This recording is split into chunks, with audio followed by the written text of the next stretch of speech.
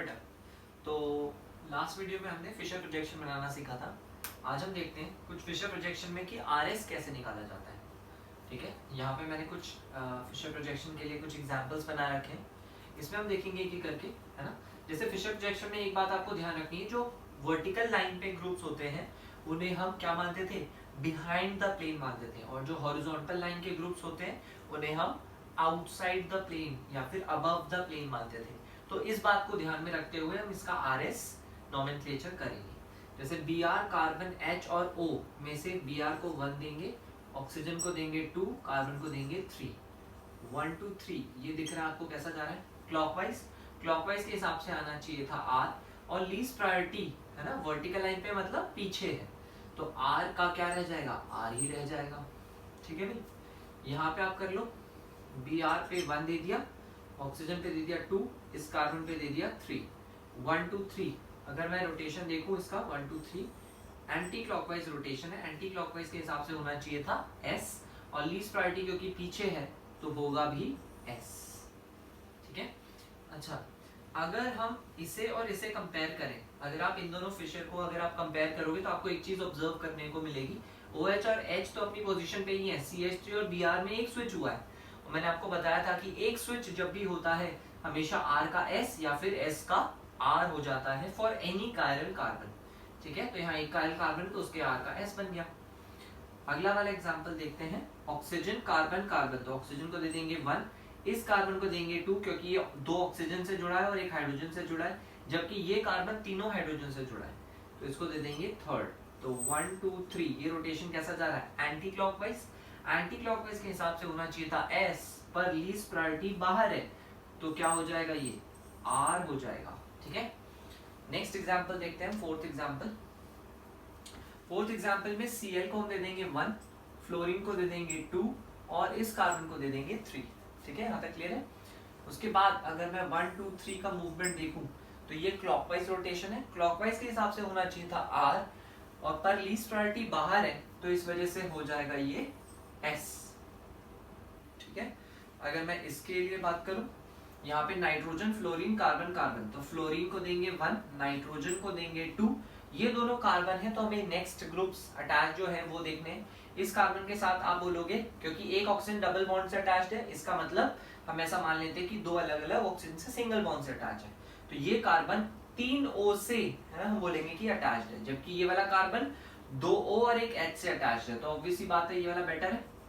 1 2 3, तो 1 2 3 का अगर आप रोटेशन करोगे तो क्लॉकवाइज रोटेशन आ रहा है, क्लॉकवाइज के हिसाब से होना चाहिए था R, पर लीस्ट प्रायोरिटी अगेन बाहर है तो हो जाएगा S।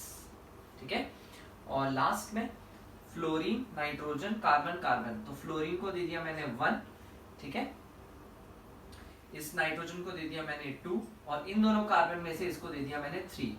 1 2 3 ये दिख रहा है मुझे anti clockwise rotation. Anti clockwise के हिसाब से होना चाहिए S, और लीस्ट प्रायोरिटी पीछे है तो होगा भी S।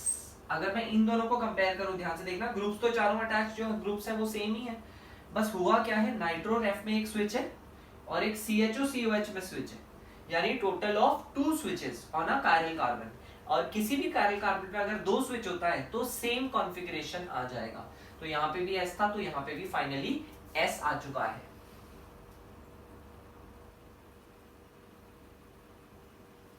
क्वेश्चन देखते हैं, convert in the Fischer projection and then find RS। तो अब हमें क्या करना है, पहले इस वेज डैश रिप्रेजेंटेशन से हमने जो 3D मॉलिक्यूल्स दिखा रखे हैं, पहले हमें उन्हें फिशर में कन्वर्ट करना है, और फिशर में कन्वर्ट करने के बाद हमें RS निकालना है।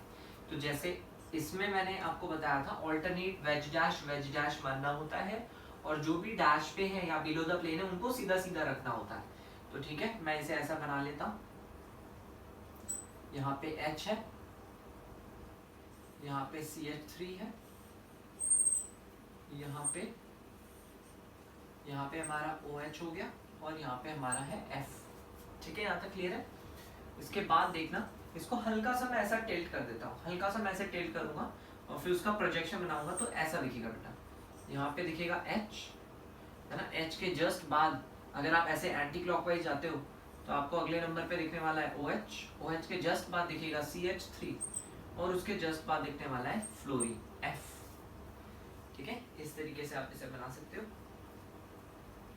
नेक्स्ट हम यहाँ से देखते हैं, इसमें सिमिलरली जब मैं करूंगा तो ये वेज पे है, ये डैश पे, तो ये वेज पे और ये डैश पे बनाना है। तो पहले मैं वही वाली फॉर्म बना लेता हूँ। ये मैंने डैश पे बना लिया, ये वेज पे ऑलरेडी बना हुआ था, फिर ये डैश पे गया और ये वेज पे बना दिया।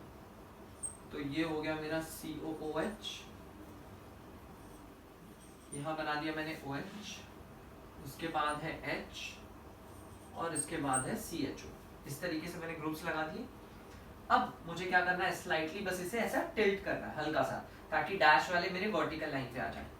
तो मैंने इसे क्या करा, यहाँ OH हो गया, क्लॉकवाइज मूव कर लो, है ना। ये OH के बाद H आ रहा है, H के बाद CHO आ रहा है और CHO के बाद COH आ रहा है। तो ये COH आ गया, ठीक है। इस तरीके से बना सकते हैं, ठीक है। तीसरे वाले का भी बना लेते हैं, उसके बाद लास्ट में RS लिख देंगे सबका, ठीक है। इस वाले का बनाने के लिए ये वेज डैश तो दिख रहा है, फिर ऑल्टरनेट वेज डैश लगा लेते हैं। ये रहा वेज, ये रहा डैश, फिर वेज, फिर डैश। तो यहाँ पे हमारा CH डबल बॉन्ड CH2 जो हो गया वेज पे, डैश पे है Cl, फिर वेज पे है CH3 और डैश पे है H, ठीक है। यहाँ तक क्लियर है। इसके बाद इसे थोड़ा सा ऐसा सीधा अगर करेंगे तो यहाँ पे मिल जाएगा Cl, यहाँ पे मिल जाएगा H, ठीक है। थोड़ा सा ऐसे करने से इस तरफ आने वाला है CH2 डबल बॉन्ड CH और लास्ट इधर बचेगा CH3, ठीक है। आई होप इतना क्लियर है। अब बचा लास्ट RS निकालना। तो RS निकालना तो हमें आता ही है ना। बस ये फिशर को देखते हुए हमें बस इतना ध्यान रखना है कि जो हॉरिजॉन्टल लाइन, जो वर्टिकल लाइन पे रहता है वो पीछे रहता है और जो हॉरिजॉन्टल लाइन पे रहता है वो सामने की ओर रहता है। बस इतना ही ध्यान रखना है। तो फ्लोरीन को दे दिया मैंने 1, ऑक्सीजन को दे दिया मैंने 2, कार्बन को दे दिया मैंने 3, 1 2 3। कैसा है ये, एंटी क्लॉकवाइज।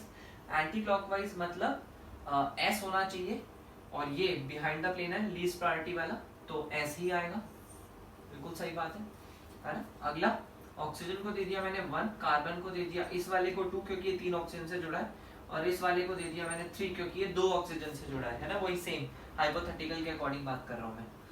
तो 1 2 3 अगर इसका मूवमेंट देख रहा हूँ मैं तो एंटी क्लॉकवाइज दिख रहा है। एंटी क्लॉकवाइज के हिसाब से होना चाहिए था S, पर लीस्ट प्रायोरिटी बाहर की ओर है तो हो जाएगा R, ठीक है। और लास्ट ये देख लेते हैं, यहाँ पे क्लोरीन है, 2 कार्बन है, तो ऑब्वियसली क्लोरीन को 1 दे देंगे। इन दोनों कार्बन में से ये कार्बन 2 अलग अलग कार्बन से जुड़ा हुआ है तो ऑब्वियसली इसको देंगे 2 और इसको देंगे 3। तो 1 से 2 से 3 की तरफ अगर मैं जा रहा हूँ तो एंटी क्लॉकवाइज रोटेशन है, जिसकी वजह से होना चाहिए था S, पर लीस्ट प्रायोरिटी हमारा पीछे ही है। हाँ तो ठीक है, ऐसे ही रहेगा, ठीक है। तो this is how you can calculate S, है ना, R and S। I hope ये क्लियर है, ठीक है बेटा। नेक्स्ट क्वेश्चन देखते हैं। यहाँ पे देखो बेटा ध्यान से, मैंने 2 काइरल कार्बन बनाए है ना। ऐसे केस में फिशर कैसे बनाया जाए वो देखना ध्यान से। पहले देखो, ऐसे केस में आपको ये दिख रहा है, ये बाहर की ओर है, ये अंदर की ओर है, ये बाहर की ओर है, ये अंदर की ओर है, और ये दोनों इस तरीके से बोर्ड पे बने हुए हैं, ठीक है। अभी फिलहाल अभी आपको क्या करना होगा, यहाँ पे लेट जाना होगा, है ना। ऐसे नीचे लेट जाओ, है ना, नीचे ऐसे मॉलिक्यूल के लेट जाओ। जब आप ऐसे लेट जाओगे मॉलिक्यूल के नीचे तो आपको क्या दिखेगा, ये देखो, आपको ये OH ऐसा बाहर आता हुआ दिखेगा टुवर्ड्स द राइट, है ना। फिर दूसरा OH भी ऐसा बाहर आता हुआ दिखेगा, ठीक है। फिर ये वाला जो H है ये देखो अंदर जाता हुआ दिखेगा, और ये टुवर्ड्स द लेफ्ट दिखेगा आपको। ये दोनों OH लेफ्ट साइड को दिखेंगे, ये दोनों H लेफ्ट को दिखेंगे, और ये दोनों OH राइट साइड को दिखेंगे। क्लियर है इतना? अच्छा, ये Cl आपको ऐसा ऊपर जाता हुआ दिखेगा, और ये वाला जो F है वो उस तरफ को जाता हुआ दिखेगा, है ना। नीचे से जब आप देख रहे हो Cl ऐसे ऐसे जाता हुआ, Cl ऊपर की तरफ, OH राइट साइड की तरफ, H लेफ्ट साइड की तरफ, ठीक है। और अगले वाले कार्बन पे भी OH राइट साइड की तरफ, H लेफ्ट साइड की तरफ, ठीक है। और F दूर जाता हुआ दिखेगा, और फिर नीचे से आप टॉर्च मार दो, उसे दीवार पे चिपका दो प्रोजेक्शन। तो प्रोजेक्शन कैसा दिखेगा वो ध्यान से देखना। इसका जो आपको प्रोजेक्शन दिखने वाला है वो कुछ ऐसा दिखेगा। यहाँ पे सबसे टॉप पे आपको दिखने वाला था Cl, और सबसे नीचे दिखने वाला था फ्लोरीन। इतना तो सही है। राइट साइड पे आपको क्या क्या दिख रहे थे भाई? राइट साइड पे ये दोनों OH दिख रहे थे। हाँ भाई, राइट साइड पे ये दोनों OH दिख रहे थे, बिल्कुल सही बात है। और लेफ्ट साइड पे हमें ये दोनों एज दिख रहे थे, हाँ भाई लेफ्ट साइड पे ये दोनों एज दिख रहे थे, ठीक है। तो इस तरीके से आप इसको नीचे से देखते हुए, है ना, पहले लेफ्ट और फिर राइट वाले को, पहले नंबर पे ये फिर सेकंड नंबर पे ये, उसको आप इस तरीके से नंबर 1 और नंबर 2 इस तरीके से ड्रॉ कर दोगे। तो यहाँ से ही हमने बना दिया फिशर प्रोजेक्शन।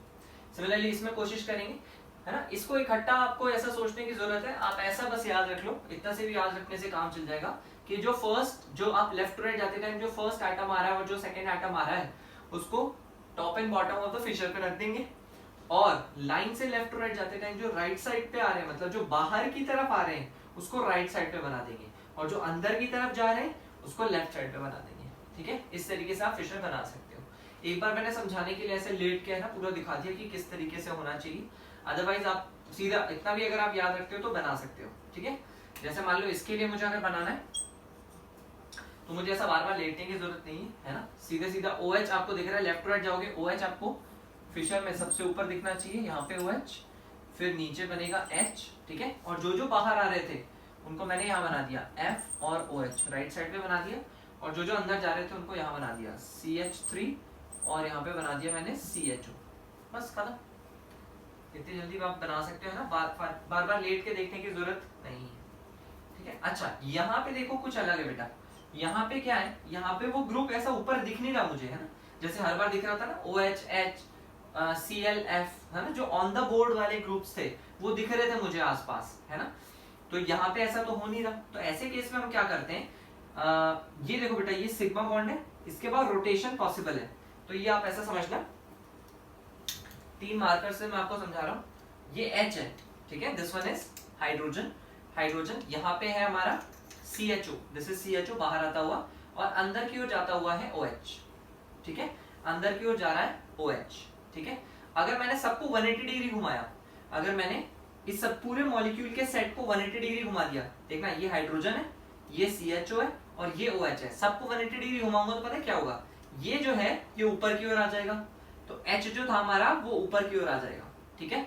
ये जो हमारा CHO है 180 डिग्री घुमाने से ये नीचे की ओर ऐसे चला जाएगा, है ना, नीचे, और ऐसा पीछे की ओर चला जाएगा, और ये जो हमारा OH था वो 180 डिग्री घुमाने से ऐसा आने लगेगा, ऐसा, ऐसा का क्या मतलब है, बाहर की ओर आ रहा है और नीचे की ओर चला गया, ठीक है, बाहर की ओर और नीचे की ओर आ रहा है, ठीक है। तो ये OH जो है वो बाहर और नीचे की ओर आ जाएगा, तो इस तरीके से आप घुमा सकते हो, 180 डिग्री रोटेशन अलाउड है, ठीक है। तो कैसा बनेगा ये देखना, इस वाले को तो हम एज इट इज रख देंगे, ये रख दिया हमने OH, यहाँ पे है हमारा F, इसके बाद यहाँ पे हो गया हमारा CH3, दूसरे वाले पे बनाते टाइम ऊपर की तरफ चला जाएगा कौन, H, 180 डिग्री रोटेट कर दिया मैंने इसको, है ना, इसको मैंने रोटेट कर दिया 180 डिग्री, ये बीच वाले इन तीनों बॉन्ड्स को, तो H ऊपर चला गया, OH बाहर की ओर आना था, ये बना दिया हमने OH बाहर की ओर, ठीक है। और तीसरी बात, ये जो CHO है वो अंदर की ओर चला गया था और नीचे चला गया था, तो ये बना दिया मैंने CHO। इस तरीके से आप बना सकते हो, है ना। आप देखो दो जो बोर्ड वाले बॉन्ड्स थे वो आपको एक के पीछे एक दिखाई दे रहे हैं, ऐसी कंडीशन से ही फिशर बनाया जा सकता है, इससे फिशर नहीं बना सकते आप। तो हमेशा जब भी आपको इस फॉर्म में ये दिखे तो आपको इसे 180 डिग्री घुमा देना है, और 180 डिग्री घुमाने के बाद उसे ड्रॉ कर देना है, ठीक है, कैसा भी दिख रहा हो, जैसा दिख रहा हो। उसके बाद अब हम इसका फिशर बना सकते हैं आसानी से। फिशर बनाने के लिए इसका हमें पता ही है टॉप एंड बॉटम पे लगाना होता है, तो हम इसे टॉप एंड बॉटम पे लगा देंगे, यहाँ OH लगा दिया, यहाँ H लगा दिया, राइट लेफ्ट पे ये F लगा दिया, राइट साइड पे यहाँ CH3 आ जाएगा। सिमिलरली इस वाले के लिए राइट साइड पे OH आ जाएगा और लेफ्ट साइड पे आ जाएगा हमारा CHO। बस इस तरीके से आप फिशर बना सकते हो, ठीक है। रह गई बात RS निकालने की, वो भी देख लेते हैं। RS निकालने के लिए हमें इंडिविजुअली कार्बन्स को देखना पड़ेगा। इंडिविजुअली मतलब पहले आप इसका RS चेक करोगे, इस वाले के लिए, इस कार्बन के लिए RS चेक करोगे, इसका चेक करते टाइम 1 2 3 और इस पूरे ग्रुप को आप चौथा ग्रुप मानोगे, ठीक है। तो ये हमारा हो गया, Cl को ऑब्वियसली 1 देंगे, ऑक्सीजन को देंगे हम 2 और इस कार्बन को देंगे 3। तो 1 2 3 आपको ये रोटेशन दिख रहा है कैसा है, क्लॉकवाइज रोटेशन है 1 2 3 पे। तो क्लॉकवाइज रोटेशन की वजह से आना चाहिए R, है ना। अभी यहाँ पे लेकिन हम जानते हैं फिशर में जो हॉरिजॉन्टल लाइन वाले होते हैं वो आउटसाइड द प्लेन माना जाता है। ये बनाने के बाद आप इसे भूल जाओ, है ना, इसे दोबारा देखने की जरूरत नहीं है, आप बस यहीं से देखोगे तो हॉरिजॉन्टल लाइन वाले को हम हमेशा अबव द प्लेन मानते हैं, हॉरिजॉन्टल लाइन वालों को अबव द प्लेन मानते हैं, वर्टिकल लाइन वालों को बिलो द प्लेन मानते हैं। उतना ही आपको सोचना है। इससे ये बना लिया, उसके बाद इन्हें भूल जाओ, इन्हें दोबारा नहीं देखना, ठीक है। तो 1 2 3 मैंने मार्क कर दिया। एच क्योंकि ये हॉरिजॉन्टल लाइन ऑफ फिशर पे है तो उसे हम अबव द प्लेन मानेंगे। फिर 1 2 3 रोटेशन के हिसाब से आना चाहिए था आर, और ये बाहर है लीस्ट प्रायोरिटी, इसलिए ये वाला कार्बन हो जाएगा एस, ठीक है। सिमिलरली जब मैं इस कार्बन की बात करूंगा तो फ्लोरीन को दूंगा 1, ऑक्सीजन को दूंगा 2 और इस वाले कार्बन को दूंगा 3, है ना। 1 2 3 रोटेशन करने के बाद मुझे दिखा कि ये एंटी क्लॉकवाइज है। एंटी क्लॉकवाइज की वजह से होना चाहिए था एस, पर लीस्ट प्रायोरिटी बाहर है तो ये वाला कार्बन हो जाएगा आर, ठीक है। इस तरीके से ये आर हो जाएगा। अच्छा, ऑप्शन में अगर अगेन मुझसे पूछा जाए कि बताओ ये आर है या एस है, तो मुझे क्या करना पड़ेगा, इसका स्ट्रक्चर बनाना पड़ेगा। स्ट्रक्चर बनाते टाइम हम एक चीज का ध्यान रखेंगे, ये कार्बन हमने लिख दिया यहाँ पे, है ना, ये कार्बन लिख दिया मैंने ऐसा CH, उसके साथ क्या क्या जुड़ा हुआ था, CH जुड़ा हुआ था और OH जुड़ा हुआ था फर्स्ट वाले कार्बन से। यहाँ पे पोजीशन से कोई फर्क नहीं पड़ता, आप कहीं भी लिख सकते हो, कोई दिक्कत वाली बात नहीं है, ठीक है। सेकेंड कार्बन जो ये वाला है उसमें आपका H जुड़ा हुआ है। अगेन इसमें भी वही दो चीजें जुड़ी है, एक OH जुड़ा हुआ है और एक फ्लोरीन जुड़ा हुआ है, कोई फर्क नहीं पड़ता, किसी को भी कहीं भी लिख दो। फिर आप जब पेरेंट चेन सेलेक्ट करोगे तो पेरेंट चेन ये 2 कार्बन की बन जाएगी। और जब आप नंबरिंग करते हो, नंबरिंग करते हैं फंक्शनल ग्रुप को देखते हुए, फंक्शनल ग्रुप को तो सेम प्रायोरिटी मिल रही है भाई, कहीं से भी नंबरिंग कर दो। फिर हम देखेंगे सब्स्टिट्यूएंट्स का लोकेंट रूल, सब्स्टिट्यूएंट्स का भी लोकेंट रूल सेम बन रहा है, यहाँ से करो चाहे यहाँ से करो। फिर आता था अल्फाबेटिकल ऑर्डर, अल्फाबेटिकल ऑर्डर में फ्लोरो क्लोरो में से क्लोरो को प्रेफरेंस मिलेगी, इसलिए 1 यहाँ पे देके 2 यहाँ पे दिया जाएगा। और फिर हम देखेंगे जिस कार्बन से Cl जुड़ा था उसका कॉन्फ़िगरेशन क्या था, जिस कार्बन से Cl जुड़ा है उसका कॉन्फ़िगरेशन S, तो हम ऐसा लिखेंगे 1 पे S और 2 पे R। इस तरीके से हम इसका कॉन्फ़िगरेशन लिख सकते हैं। तो ऑप्शन में आपको ऐसा ही गिवन होगा बेटा, 1 पे S 2 पे R, तो आपको यही टिक करना होगा। इसके लिए आपको थोड़ी IUPAC का नॉलेज भी होना चाहिए, ठीक है। नेक्स्ट इस पे पढ़ते हैं। यहाँ पे आप देखोगे इस कार्बन का जब हमें कॉन्फ़िगरेशन, इस कार्बन का पैरेलल कॉन्फ़िगरेशन निकालना है, R आएगा या S, तो मैंने फ्लोरीन को मार्क कर दिया 1, ऑक्सीजन को मार्क कर दिया 2, और इस वाले कार्बन और इस वाले कार्बन में से मुझे प्रेफरेंस चूज करना है, तो ये वाला कार्बन ऑक्सीजन से कनेक्टेड है जबकि ये वाला कार्बन तो हाइड्रोजन से कनेक्टेड है, तो ऑब्वियसली बात है इसको प्रेफरेंस ज्यादा मिलेगा। 1 2 3 मार्क कर दिया मैंने से। 1 2 3 में अगर मैं रोटेशन देखूंगा, चेक करूंगा, तो ये कैसा दिख रहा है मुझे, एंटी क्लॉकवाइज। एंटी क्लॉकवाइज के हिसाब से होना चाहिए था S, पर लीस्ट प्रायोरिटी तो बाहर है क्योंकि हॉरिजॉन्टल लाइन पे है, तो बाहर है, इसका मतलब हो जाएगा R, ठीक है, इस वाले कार्बन का। फिर मुझे इस वाले कार्बन के लिए निकालना है, इस वाले कार्बन के लिए OH, ये कार्बन और ऊपर वाले कार्बन, इनमें से डिसाइड करना है। तो इस कार्बन से क्या क्या जुड़ा है भाई, फ्लोरीन, है ना, और इस वाले कार्बन से क्या जुड़ा है, ऑक्सीजन, तो ऑब्वियसली बात है फ्लोरीन वाला बेटर है ना। तो इसको पहले करेंगे 1 ऑक्सीजन को, फिर इस कार्बन और ऊपर वाले कार्बन में से ऊपर वाले कार्बन को 2 देंगे और इस कार्बन को देंगे 3, बिकॉज ये कार्बन तो ऑक्सीजन से जुड़ा था लेकिन ये कार्बन तो फ्लोरीन से जुड़ा है, तो ऑब्वियसली इसकी प्रायोरिटी ज्यादा है। 1 2 3 ये एंटी क्लॉकवाइज रोटेशन है। एंटी क्लॉकवाइज के हिसाब से होना चाहिए था S, और लीस्ट प्रायोरिटी ऑब्वियसली बात है ये कहाँ है, वर्टिकल लाइन पे, यानी पीछे ही मानी जाएगी, है ना। तो S का फाइनल आंसर भी S ही आएगा, ठीक है, इस तरीके से हो जाएगा। अगेन इसमें अगर आपको बताना हो 1 पे R, 2 पे R, 3 पे S, किस पे क्या है, तो उसके लिए अगेन आपको स्ट्रक्चर बनाना पड़ेगा। तो ये कार्बन में बना दे रहा हूँ, एक कार्बन है जिसके साथ जुड़ा हुआ है CH3, इस कार्बन के साथ जुड़ा हुआ है OH और एक जुड़ा हुआ है F, ठीक है। इसके आगे एक और कार्बन बनाए, इस कार्बन के साथ जुड़ा हुआ था H, एक जुड़ा हुआ है OH और एक जुड़ा हुआ है CHO, इस तरीके से बनाया जा सकता है, ठीक है। उसके बाद पेरेंट चेन सिलेक्शन की बात करें तो ये हमारा पेरेंट चेन सिलेक्शन हो जाएगा, ठीक है। उसके बाद नंबरिंग की बात करें, नंबरिंग कहां से होगी भाई, इस कार्बन से होगी नंबरिंग। इस कार्बन को देंगे हम 1 क्योंकि ये फंक्शन ग्रुप है ना, इसको देंगे 1, इसको 2, इसको 3, इसको 4। अब आप बस ये देख लो कि 3 वाले पे कौन सा कॉन्फ़िगरेशन था और 2 वाले पे, यानी कि जिससे CHO जुड़ा है उसका क्या था और जिससे F जुड़ा हुआ है उसका क्या था। तो जिससे F जुड़ा है उसका R था, यानी 3 पे R जाएगा, और जिससे हमारा CHO जुड़ा हुआ था, जिससे हमारा CHO जुड़ा हुआ था उसका क्या कॉन्फ़िगरेशन था, S, तो ये 2 पे S बन जाएगा, ठीक है। तो 2 पे S, इसको हम ऐसा लिख सकते हैं 2 पे S और 3 पे R, इस तरीके से हम इसको भी लिख सकते हैं। मतलब IUPAC नंबरिंग भी आपको थोड़ी बहुत आनी चाहिए, उसी से आप ये बता पाओगे कि कौन सा ऑप्शन करेक्ट है, ठीक है। इसमें मैं बता दे रहा हूँ, इसमें देखो फ्लोरीन का 1, ऑक्सीजन पे आप रखोगे 2, और ये कार्बन और इस कार्बन में से ऑब्वियसली ये वाला कार्बन बेटर है बिकॉज ये कार्बन ऑक्सीजन से कनेक्टेड है। 1 2 3 ये रोटेशन जो आपको दिख रहा है this is anti clockwise. Anti clockwise के हिसाब से आना चाहिए था S और लीस्ट प्रायोरिटी बाहर है तो हो जाएगा R। इस वाले कार्बन का हो जाएगा कॉन्फ़िगरेशन R। इस वाले कार्बन की अगर बात करें तो इस वाले के लिए इस ऑप्शन को दे दूंगा मैं 1। ये कार्बन और इस कार्बन में से ऑब्वियसली ये वाला कार्बन बेटर है because it is connected to fluorine.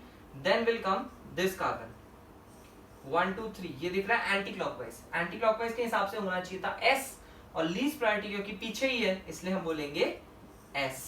ठीक है, तो इस तरीके से हम RS इसमें भी बता सकते हैं। सिमिलरली आप IUPAC है ना इसका स्ट्रक्चर बना के IUPAC नंबरिंग करके बता सकते हो 2 पे R या 3 पे S या किसी पे जिस पे भी कौन सा कॉन्फ़िगरेशन आना है वो आप इजीली बता सकते हो।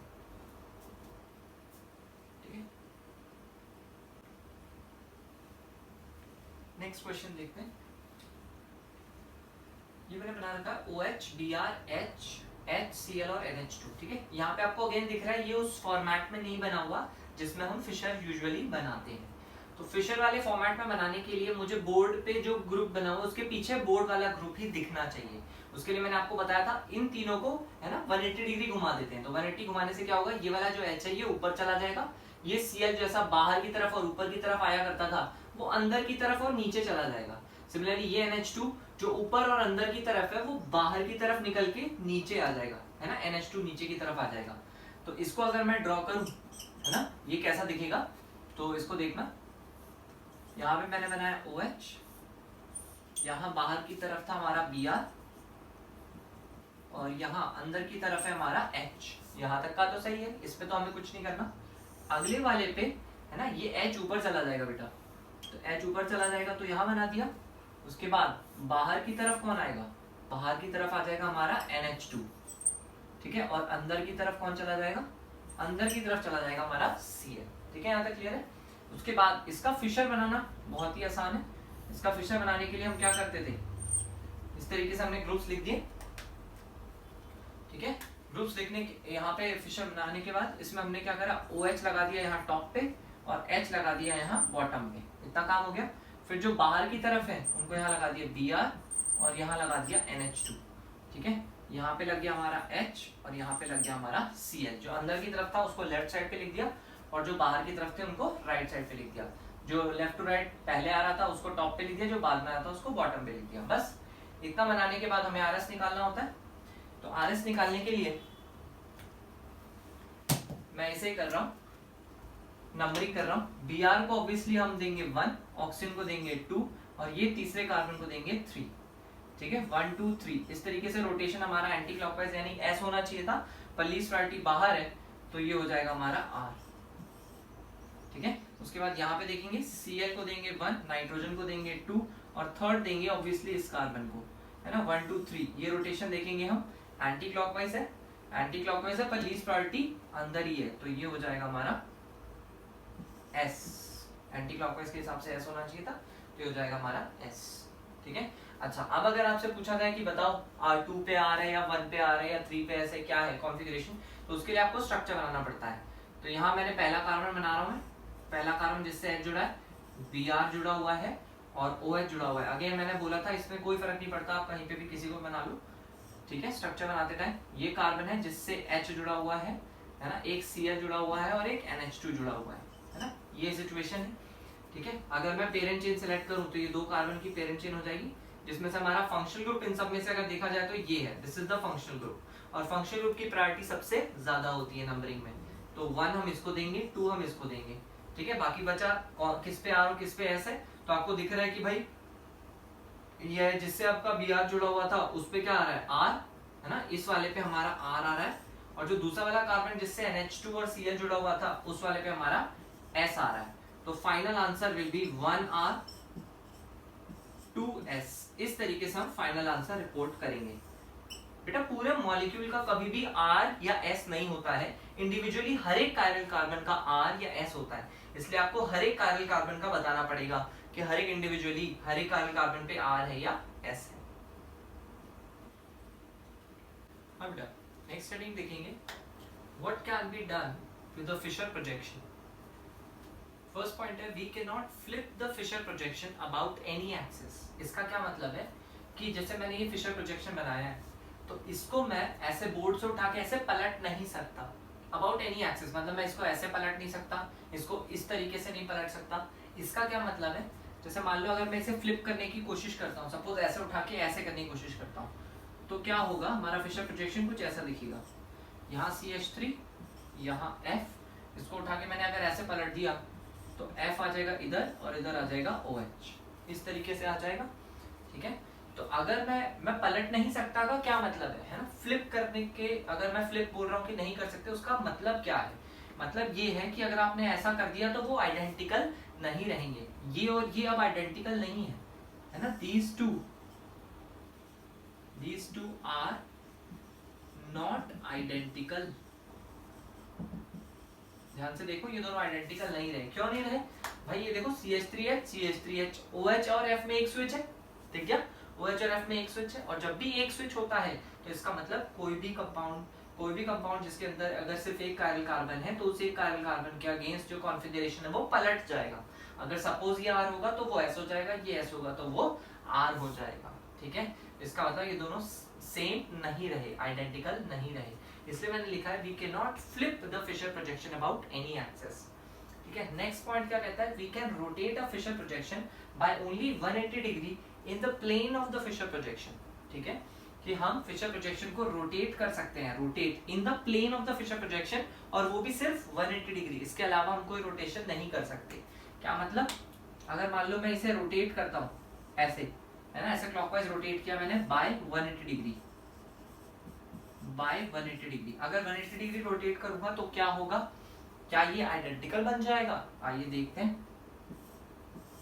ये CH3 मेरा नीचे आ जाएगा, CH3 नीचे आ जाएगा, H ऊपर आ जाएगा, ठीक है, F उधर चला जाएगा और OH इधर आ जाएगा। ठीक है, इस तरीके से हम बना सकते हैं 180 डिग्री रोटेशन से। क्या ये और ये आइडेंटिकल हैं? मैंने बोला है हम कर सकते हैं, इसका मतलब आइडेंटिकल होने चाहिए। चलो देख लेते हैं। CH3 और H, यहाँ पे आपको दिख रहा है एक स्विच हो गया।